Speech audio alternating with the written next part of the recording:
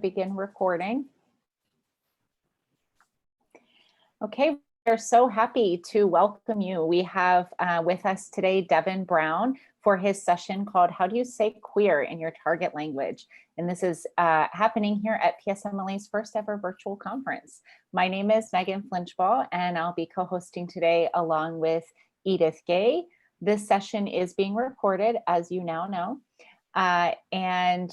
We hope that if you are posting on social media or Twitter in particular, that you will include at PSMLA1 and hashtag PSMLA21 so we can see and share all of your thoughts. Devin.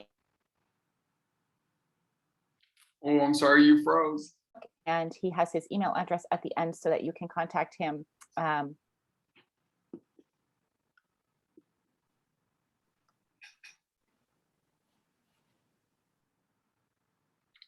Are we good? I'm sorry, you froze for a minute. Okay.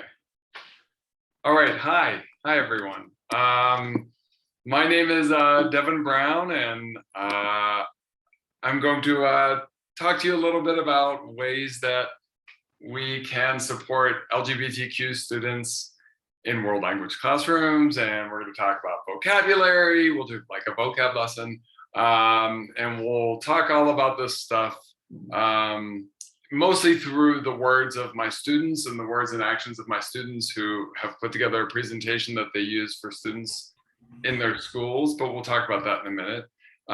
Just a little background, I teach Russian and French these days at Brashear High School. It's part of Pittsburgh Public Schools. I'm the department chair, and I'm an advisor for the Gender Sexuality Alliance, and we'll talk more about that as we move on.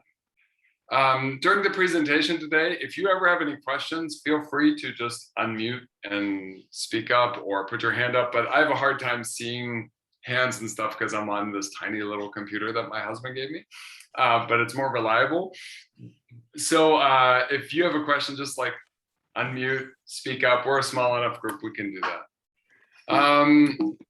Let's see. So this is part of a story really about students who felt really strongly about making a culture change in the building about 10 years ago. It's not really so much a PD that I do as I tell a story about the kids at my school and the changes that they have brought about. These are the 12 kids that started the kind of work that we do at Brashear High School. I like to ground this story in this image. It's an awesome image from 10 years ago. 10 years ago, they were a group of students that I got to know in the first GSA at Brashear.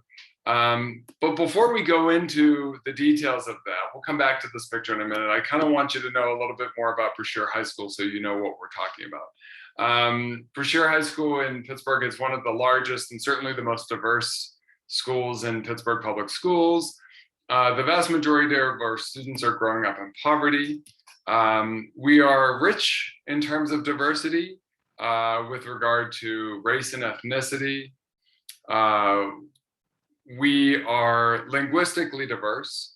1 out of 4, 1 out of 5 of our kids, depending on the year, come from a different part of the world and come from a home where they speak a different language than English. We have a lot of kids from Nepal. We have a lot of kids from West African countries who keep me on my toes in French. We have a handful of kids from Uzbekistan who speak Russian, and they keep me on my toes in Russian and always remind me that I'm still a language learner as we move along.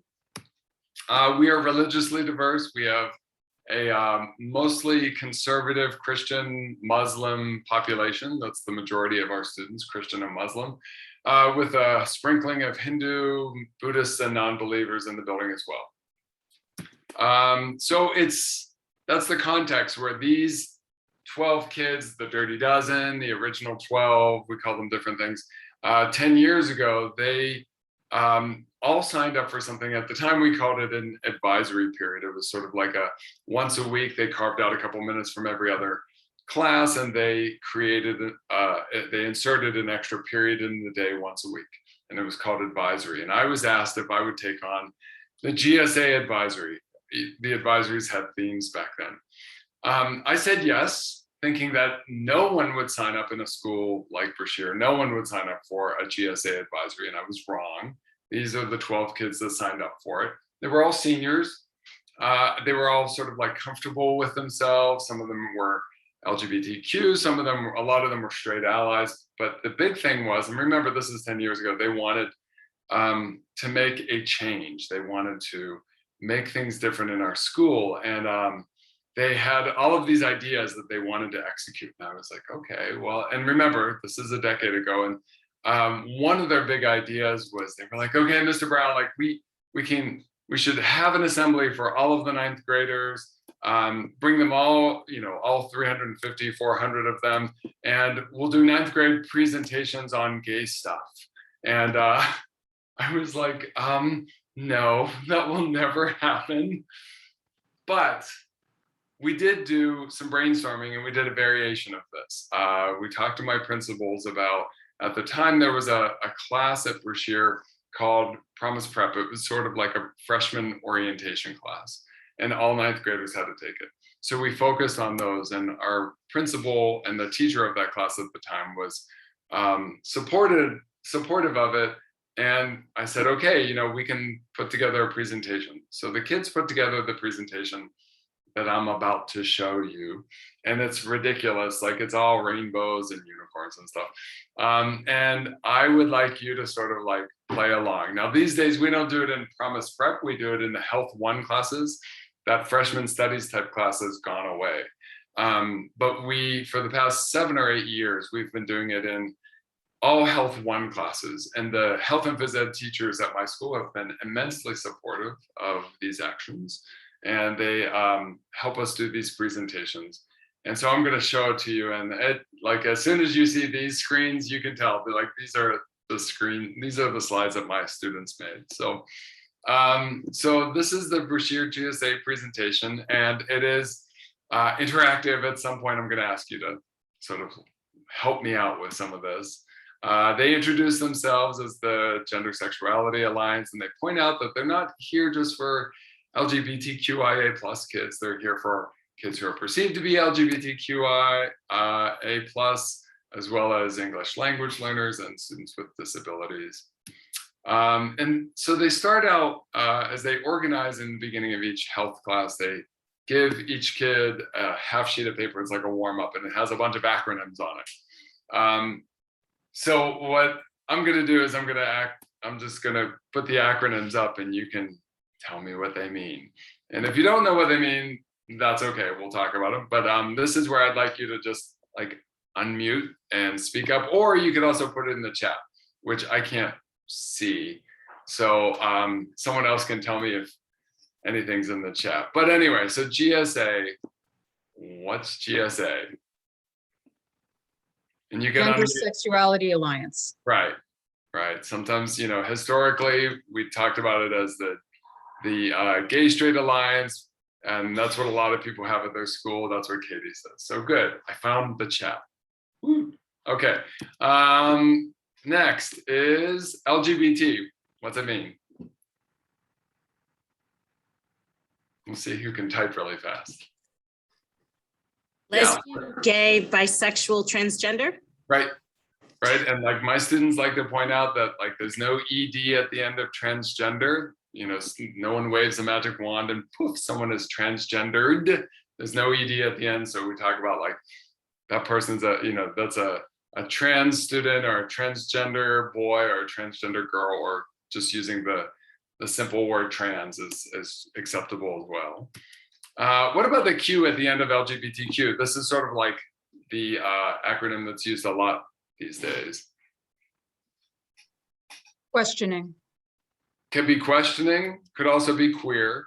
Yep, Lauren got queer. Queer or questioning, those are typically what they use the Q for. A lot more of my kids, 10 years ago, kids were not using the word queer. A lot more of these days are using the word queer, talking about I'm a queer student, I'm part of the queer community.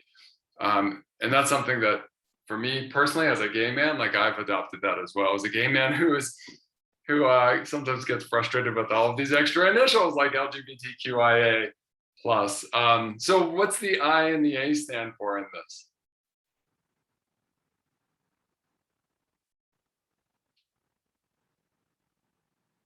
Any ideas? Intersex, asexual, right? And can anyone explain what intersex is?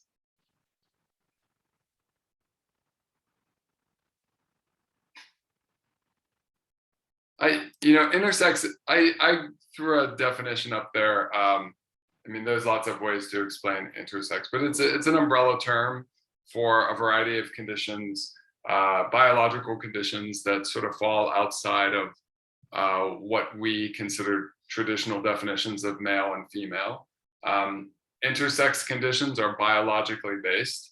It's not about how they feel or about perceptions or expression. It's biology. And we have had a couple intersex students that I was aware of at Brashear, but for the most part in our society, intersex people are very much closeted.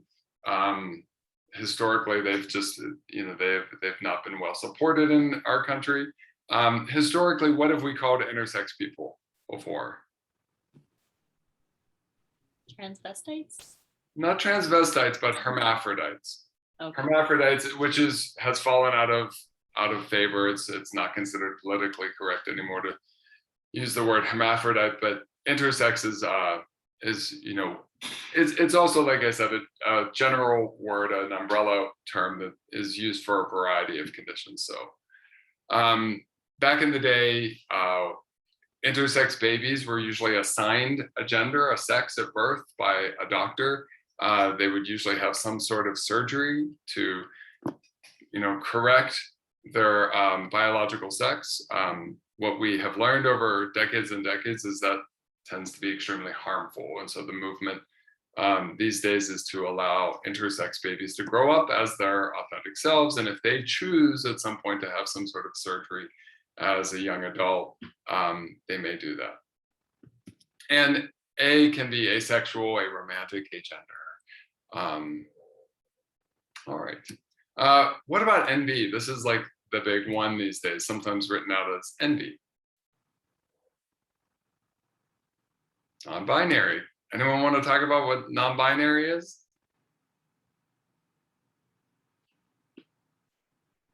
Go ahead.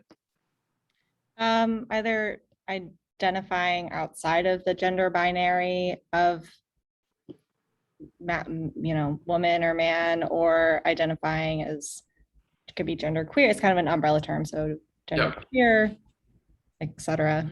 Right. And this is something where if you teach middle school or high school, you see a lot of kids these days embracing the word non-binary or the expression non-binary. I have a kid in 9th grade, and like so many of her friends are identify as non-binary. I have a ton of kids at my school who identify as non-binary. They use combination pronouns, sometimes she, they pronouns, he, they pronouns, or I have one student who says, you can use any pronoun with me, it doesn't matter. And this is what, for me in my world, this is what's vexing all of the adults that I work with, kids who identify as non-binary. DOMA, do you remember what DOMA means? Little history lesson that we give our students. You can unmute or put it in the chat if you remember.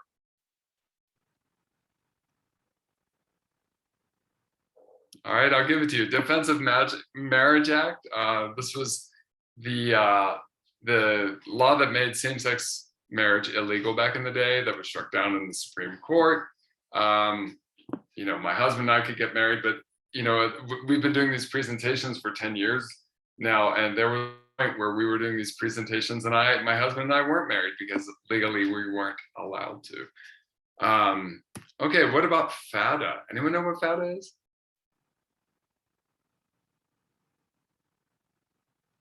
First Amendment Defense Act, and this is often known as the Wedding Cake Act, and this is about the idea that a private business has the right to discriminate against other groups, not just LGBTQ people, but it could be a variety of groups based on religious reasons.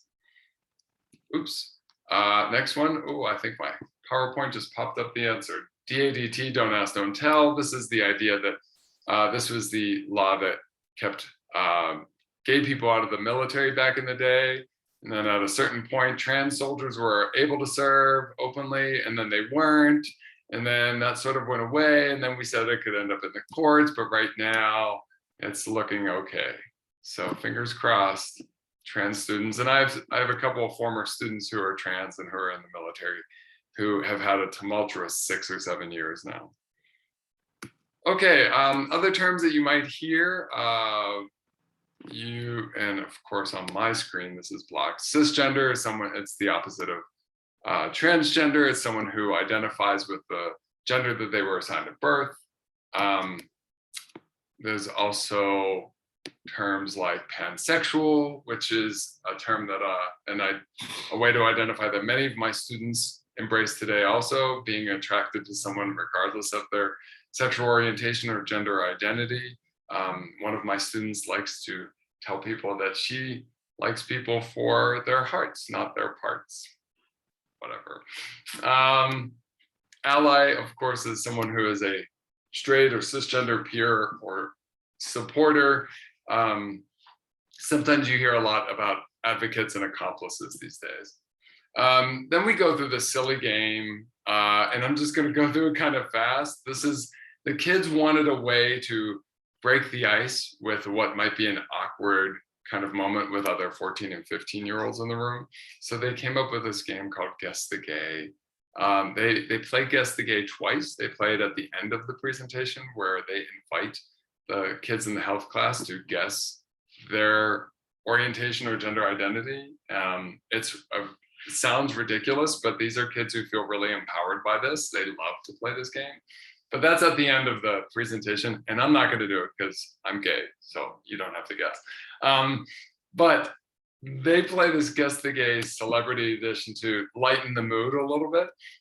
So they want you to guess, what's Kristen Stewart? Is she gay, straight, trans? What's Kristen Stewart? And you can type it in the chat or you can just holler it out.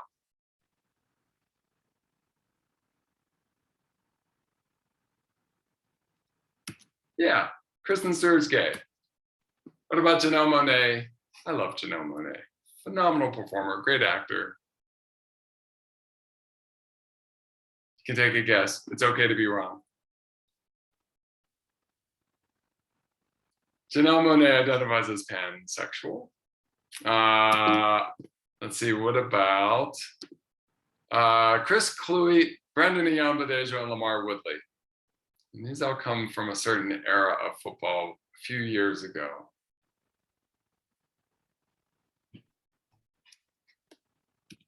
These guys are all straight, but these guys have all come out publicly in support of any NFL athlete or any NFL player who might come out as gay, and a couple have finally. These three were pretty active during the Michael Sam era when Michael Sam came out as gay before he was recruited into the NFL. What about Elliot Page? Yep, Elliot Page is trans. Miley Cyrus.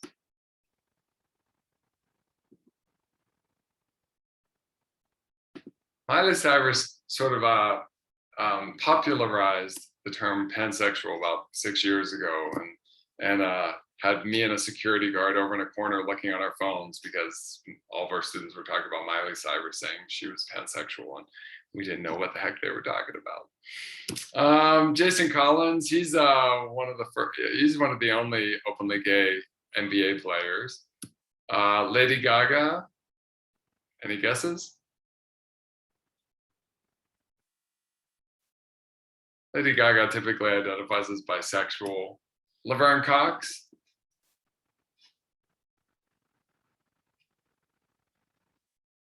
Transgender, great actor. Anne Hathaway. Look at that short haircut. Anne Hathaway identifies as straight, although she has a gay brother, so she's been a pretty big advocate.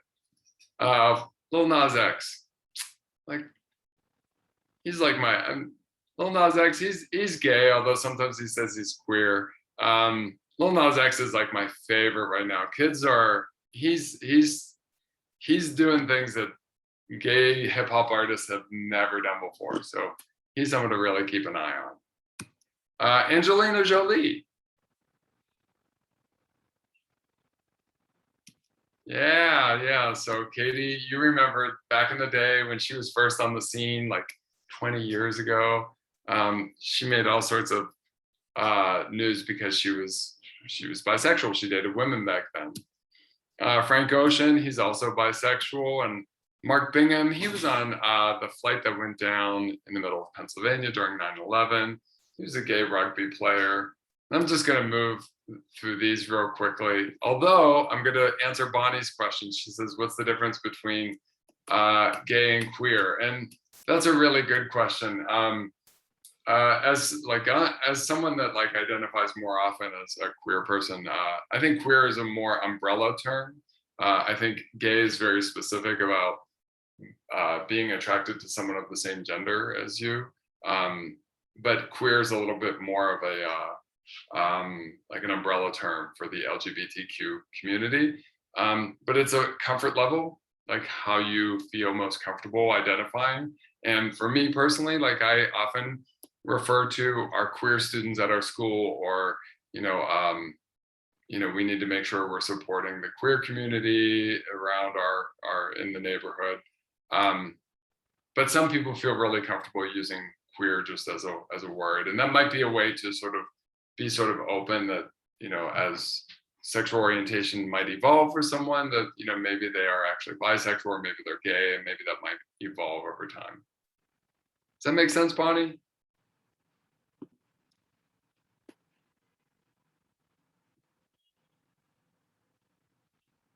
Chaz Bono, trans actor. And then, so we get to this point where the students are talking about why we're here. And again, this is something that is created by students for students, but it's really important that you as teachers of these students also understand these statistics. And so for the next 8 or 10 slides, there are I'm just going to read them real quickly as we go through them. There's statistics that you probably are aware of, but then we'll ask some questions of you afterwards. The first one is 9 out of 10 LGBTQ students have experienced harassment at school. LGBTQ teens are bullied 2 to 3 times as much as straight teens. Almost half of all LGBTQ youth of color experience physical violence due to their orientation. More than 1/3 of LGBTQ kids have attempted suicide. LGBTQ kids are 4 times more likely to attempt suicide than our straight peers.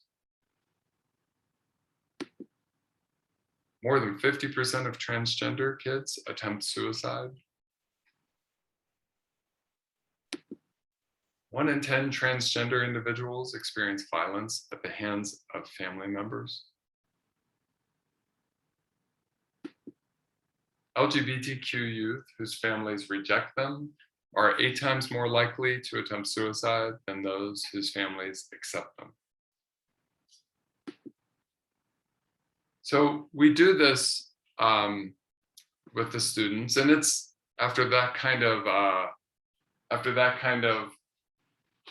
those kind of really dire statistics, it's a pretty serious moment, and it gets pretty quiet in the room. But we do put these questions up there, so I'm going to put these questions out there for you. And there's only a few of us here, so did any of this seem surprising to you, or any of these facts? How did they make you feel? And do you feel like this is what's happening in your school? I'd love to hear from you guys on this.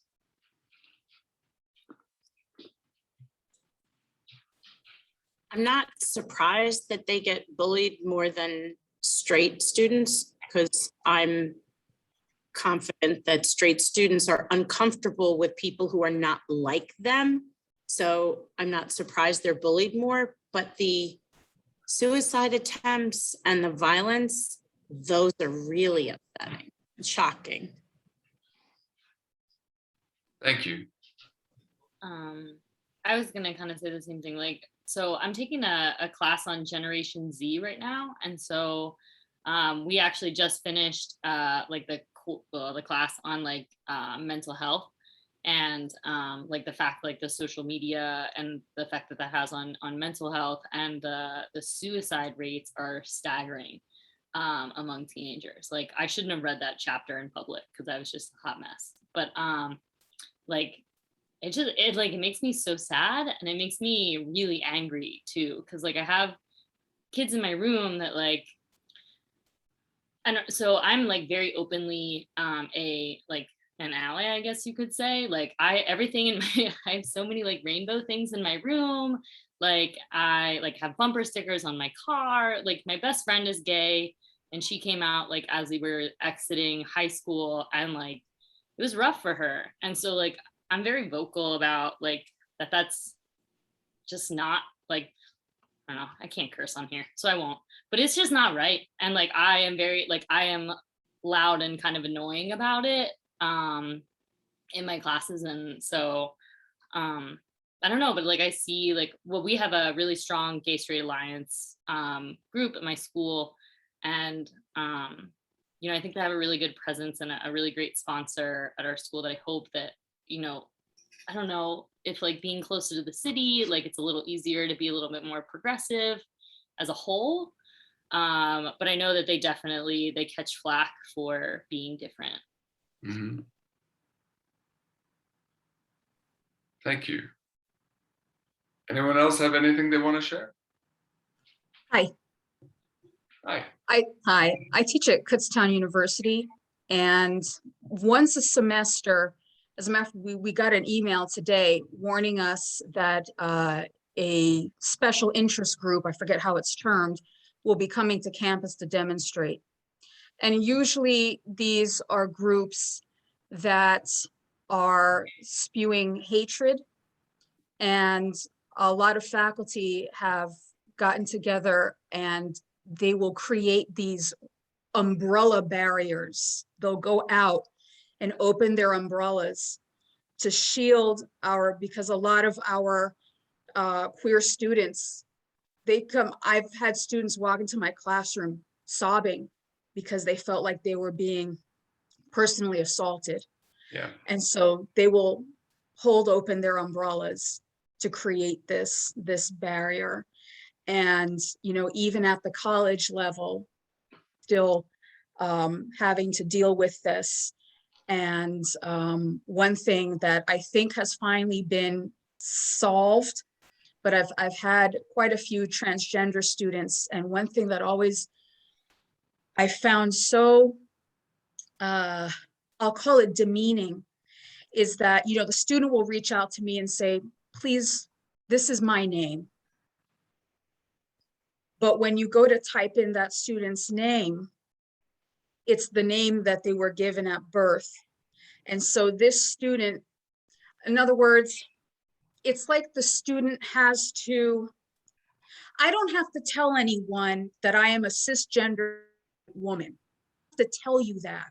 And it puts the student in a position to have to, no, but you don't have to tell anybody anything. Right. And so I think that finally has been resolved, but it's just, you know, an example of even beyond the high school years, these students are still facing some hurdles. Yep. So I'm going to move through the rest of the presentation because we only have about 15 more minutes left. And we can talk more about, or if you want to reach out to me afterwards, you know, we're a K through 12 institution, but Pittsburgh Public has a pretty progressive policy and when it comes to trans students. And if anyone would like to see one or learn more about it, feel free to reach out.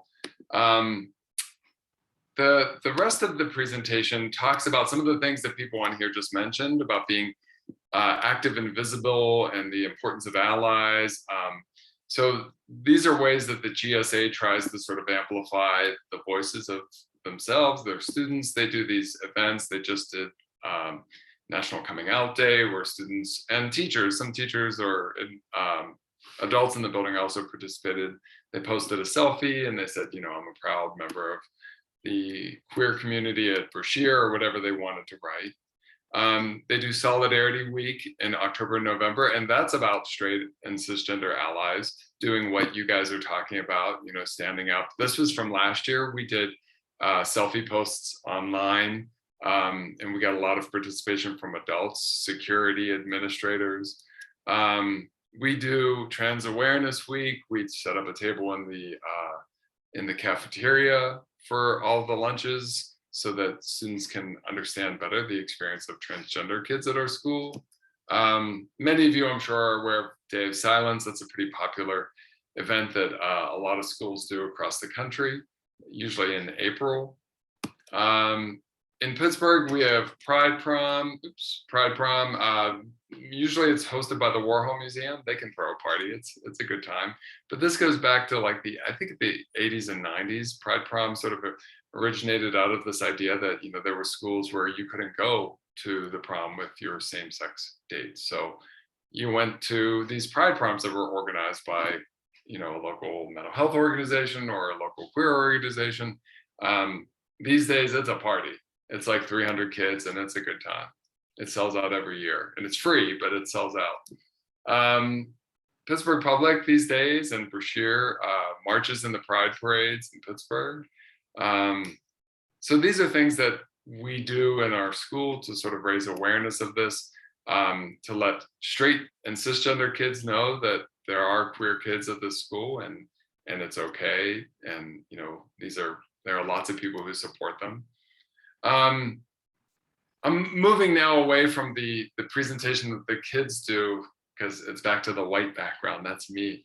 And just real briefly, a couple of years ago when PSMLA asked me to do a presentation on this issue, and I had no idea what to do, and I don't do research, I'm not a researcher, but I did ask a whole bunch of people, a whole bunch of language teachers, some questions. So this is like unofficial research. It's not IRB approved at all, because I didn't know what I was doing back then. But I asked them 3 questions about, like, you know, from the perspective of a world language teacher, what issues are bubbling up in your classes around, you know, that are specific to language learning.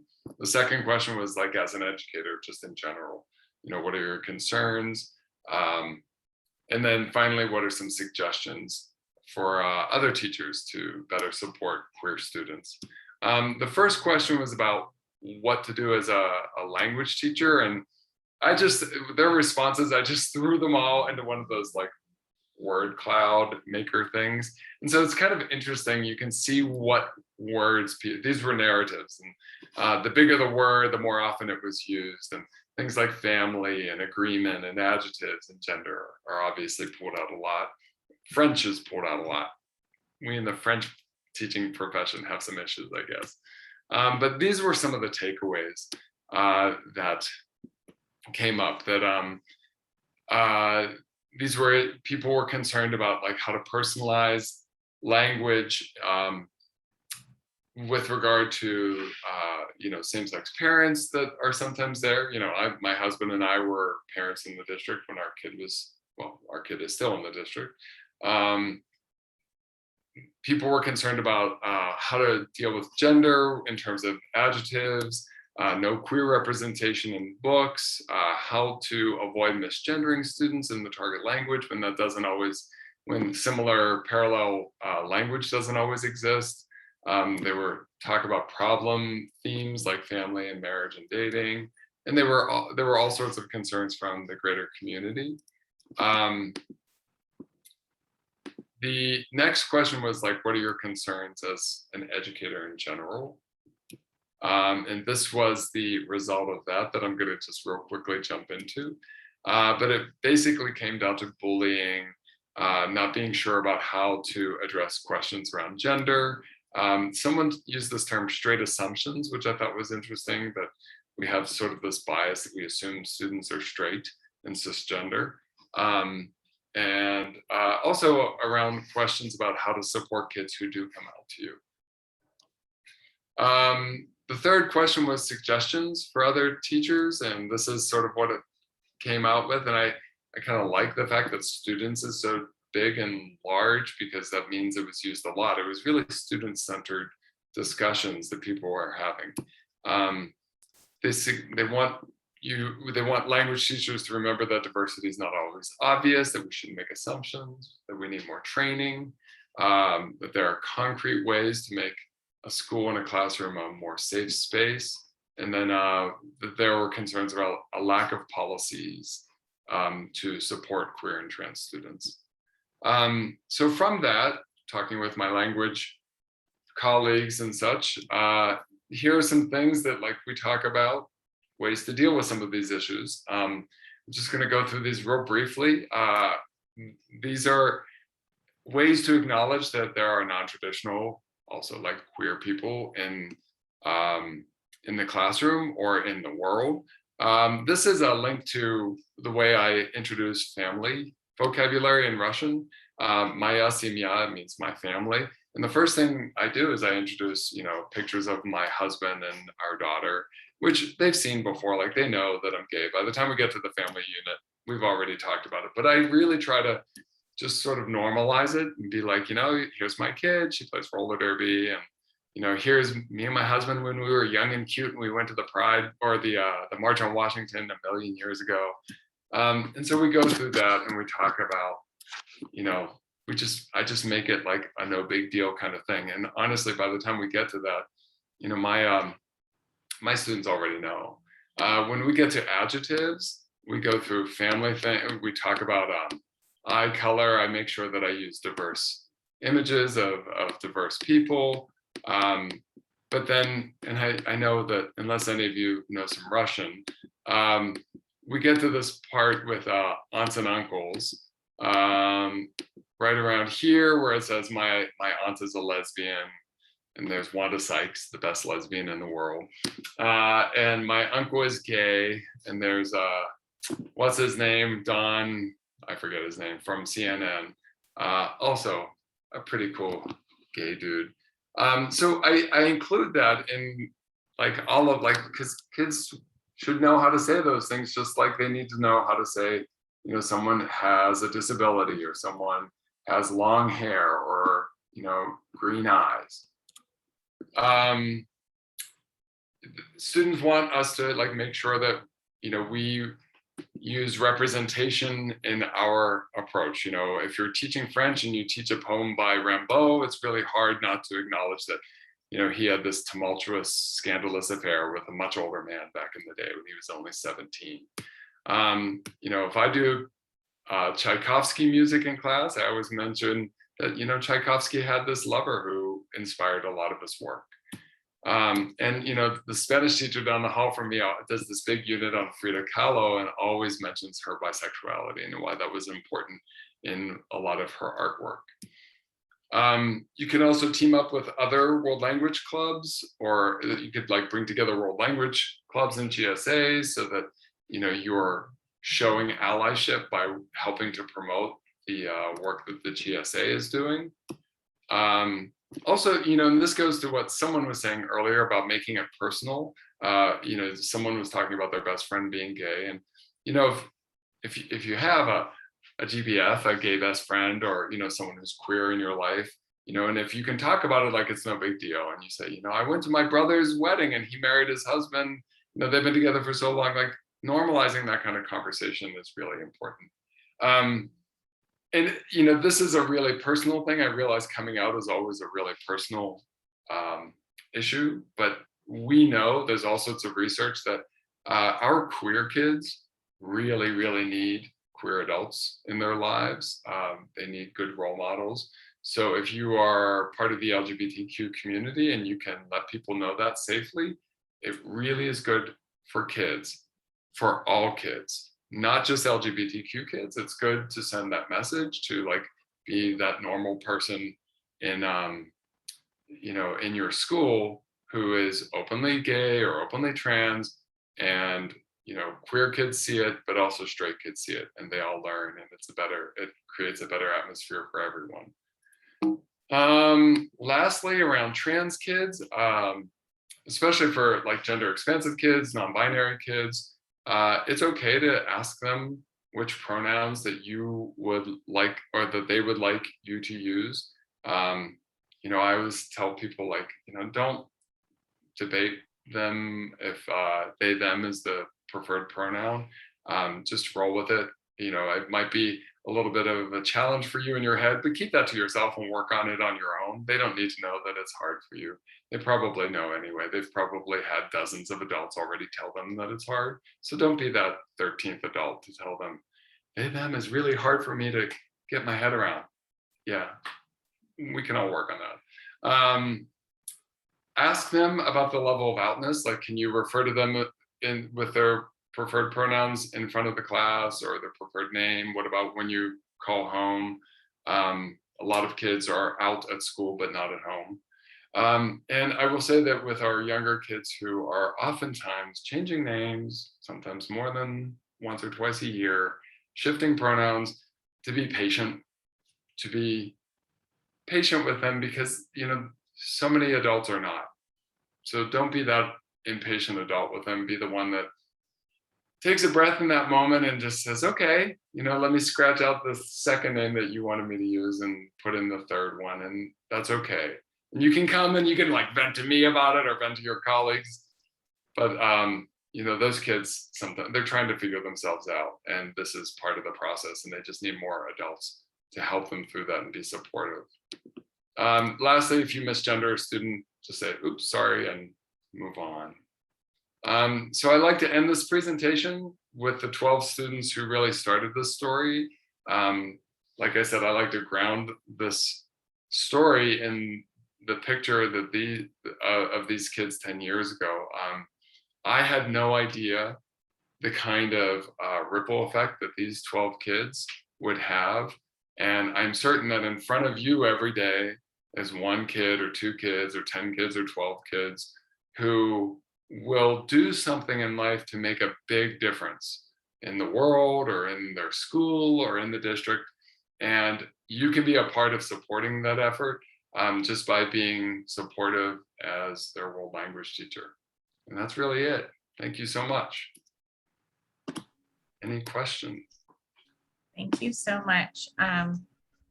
Shoot, I'm sorry, do I have, are you guys getting feedback?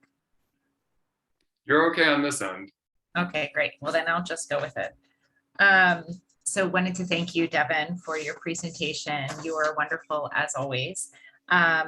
For all of you that are joining us, we wanted to thank you for attending this session with Devin Browne, and we welcome and encourage your feedback on our sessions. Please view the link in the PDF program or found in the chat of the session. So Edith just put that in there for you.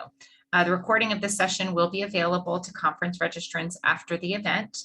And as a reminder for those of you that are in Pennsylvania, in order to qualify for Act 48 credit, you must complete the Act 48 reflection form. You can find that linked in the PDF program or in the chat, and they must be completed in full, including your TPID. Thank you so much for joining us. Unfortunately, we will be ending promptly at 4:45. So if you have questions for Devin, you're going to have to email him at the address that he's showing on the screen right now. Thank you, everybody. Thank you all. Thanks, Devin.